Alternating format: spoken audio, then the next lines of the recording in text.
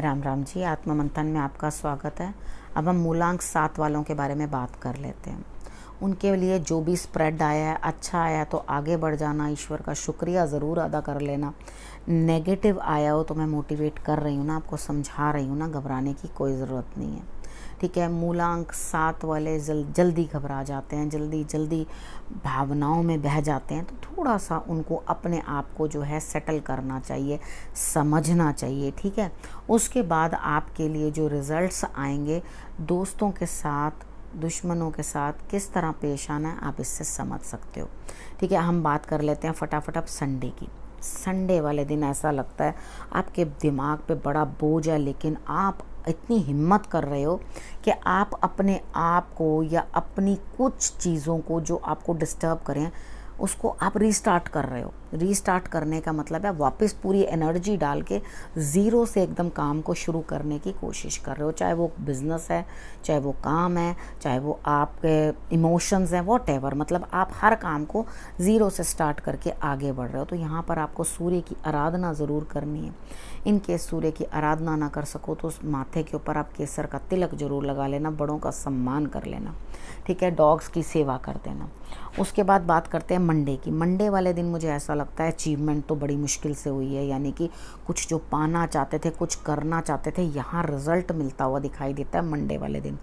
लेकिन आपको किसी भी सिचुएशन में ऐसा लगेगा, ओहो मैं तो बाहर का बंदा हूँ, मैं तो फिट नहीं हो रहा इस चीज़ के अंदर। आपने ऐसा कुछ नहीं सोचना, आप अनफिट बिल्कुल भी नहीं हो। कई बार ऐसा होता है वो सिचुएशन हमें समझ में नहीं आ रही होती, तो हम अपने आप को वहाँ पर एक बाहर का इंसान समझ लेते हैं, या हम समझते हैं इस चीज़ के अंदर हम जा नहीं सकते। हार्ड वर्क भी दिखाई दे रहा है, बहुत हार्ड वर्क दिखाई दे रहा है, और उसके बाद आपको अचीवमेंट भी होती हुई दिखाई दे रही है। तो आपको अगर ऐसा लग रहा है कि नहीं मैं ये नहीं कर पाऊँगा, या मैं किसी के लिए इम्पॉर्टेंट नहीं हूँ, तो ये आपकी गलत फहमी है, उसे मन से निकाल दो। ठीक है। जब रिज़ल्ट अच्छा मिल रहा है तो बाकी चीज़ों की क्यों चिंता करनी। उसके बाद बात करते हैं ट्यूसडे की। ट्यूसडे वाले दिन भी ऐसा लगता है कि आपके लिए कुछ ना कुछ जो है वो इस तरह से है कि सूर्य की आराधना आपने करनी है, बड़ों का आपने साथ ले लेना है, और उसके बाद आपने क्या करना है, सूर्य की आराधना तो बहुत ज़रूरी है कि आपने करनी है। इन केस आप नहीं कर पाते हो तो स्क्रीन सेवर जो है अपने सनफ्लावर्स का या सन का आपने अपने मोबाइल के ऊपर जो है वो लगा लेना है। अगर आपने इतना कर लिया तो आपको रिज़ल्ट्स जो हैं वो बेटर आएंगे, और पिछली बातों को आपने छोड़ देना है। आपको कार्ड्स कह रहे हैं उनको छोड़ो, एक बच्चे की तरह खुश हो, खेलो और अपनी ज़िंदगी को एंजॉय करो। एंजॉय कैसे करना है, आप रोल करो अपने आप को पार्क में, मतलब बहुत बड़े हो, सबके सामने नहीं कर सकते, तो आपको मतलब बता रही हूँ खुशी किस तरह से, डांस करो, बच्चों के साथ खेलो, अपने आप को खुश करने की कोशिश करो। यानी कि आपको इस दिन सब बातों को एकदम नज़रअंदाज करके, जो भी आपके पास्ट में रहा या कुछ भी है, खूब खुशी से आपने उस दिन को जो है एंजॉय करना है। उसके बाद हम बात कर लेते हैं वेडनेसडे की। वेडनेसडे वाले दिन कोई इन्वेस्टमेंट नहीं करनी, ठीक है, क्योंकि आपको उसमें घाटा हो सकता है, और उसके बारे में सोचना भी मत वेडनेसडे वाले दिन। ठीक है। आपके पास ऑलरेडी बहुत है, आपको कोई दिक्कत नहीं है, कहीं कोई कमी नहीं हो रही। आपको ईश्वर ने सब कुछ दिया, आपने महालक्ष्मी को जो है इलायची अर्पण करनी है, और अपने इन्वेस्टमेंट को किसी ना किसी प्रोफेशनल से बात करके फ्री कुछ करना, नहीं तो बिल्कुल भी मत करना, क्योंकि आपको रिजल्ट्स उतने अच्छे नहीं आएंगे। उसके बाद बात कर लेते हैं थर्सडे की। थर्सडे वाले दिन आपको ऐसा लगेगा कि भैया मैं बहुत परेशान हूँ, मैंने बहुत स्ट्रगल किया है, मैंने बहुत दिक्कतें झेली हैं। ऐसा कुछ नहीं है, आप बड़ी ईज़ में हो, बैठो, ठीक है, और आसन करो, अपने योगा के आसन करो, और उसके बाद मेडिटेशन के लिए बैठो। ये सर में चलने वाली जो है ऊर्जा है, सर दर्द नहीं है, कुछ ना कुछ इंडिकेशन दे रही है। आपको ऐसे महसूस होगा कि भारीपन है, बोझ है काम का, ऐसा कुछ नहीं है। आप बिल्कुल ईज़ में हो, बिल्कुल सही हो, और उसके बाद आपने जो है जो काम करना है वो ये करना है कि लोगों की सहायता ले लो।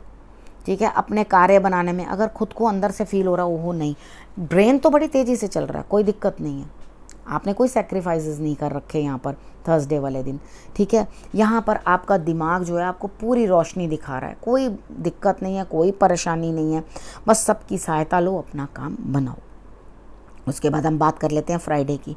अब फ्राइडे वाले दिन मुझे ऐसा लगता है कि आपके लिए रिज़ल्ट्स जो हैं आएंगे तो सही, लेकिन सबके सहयोग से, ठीक है।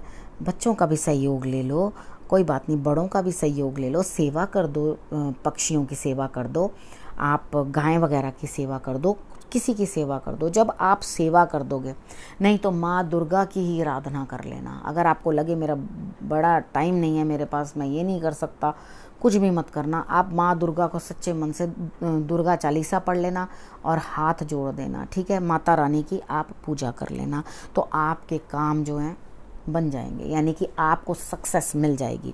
उसके बाद हम बात कर लेते हैं सैटरडे की। सैटरडे वाले दिन मुझे ऐसा लगता है कि आप किसी ना किसी चीज़ के कारण परेशान हैं, बेचैन है कि ये क्या होगा, वो क्या होगा, पेट में भी कुछ दर्द है, परेशानी है।